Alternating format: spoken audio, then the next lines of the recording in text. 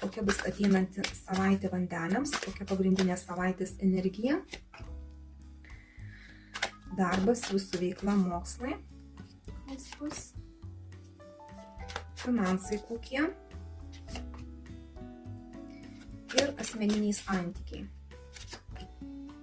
Taip, savaitės energijos bus Taurių krenta, bendradarbiavimas kažkoks, tai, kuris teiks džiaugsmą, žmonės, su kuriais norėsite ar bendrausite, bus jums malonus, tiesiog bus gera nuotaika ir toksai bendradarbiavimas, nebūsit vieni, bent jau tokios energijos turėtų būti, kas liečia darbus, mokslus, jūsų veiklą.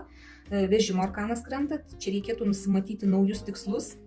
Galbūt kažkam tai, kas liečia darbus ar mokslus, gali būti kažkokios tai komandiruotės, važiavimas, lėkimas, žodžiu, gali būti ant ratų kažkoks tai darbas pas kažką tai, bet čia gali būti taip, kad nusimatot naujus tikslus ir važiuojat tų tikslų link.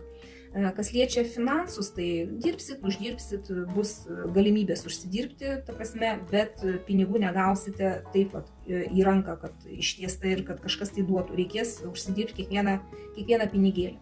Kas liečia asmeninius santykius, tai mirties arkanas krenta, bus kažkokie tai pokyčiai. Tie, kas vieniši, tai galimybė susipažinti su kažkuo, galite išeiti iš tos vienatvės savo, tai jeigu ilgą laiką kažkaip tai buvote vieni. Tiems, kas porose, čia gali būti kažkoks pokytis, gali būti tiek kažkoks tai pyktis, skyrybos, tiek gali būti kažkoks tai gyvenimo pokytis, taip, kaip buvo seniau, jau nebus. Kažkas tai gali pasikeisti. Kažkas, kas atgyveno jūsų santykiuose, tiesiog gali išeiti iš jūsų gyvenimo. Tai va, trumpai taip. Plačiau galite pasižiūrėti mano kanale Taro langas. Dėkoju už jūsų laiką, širdutes ir iki sekančio karto.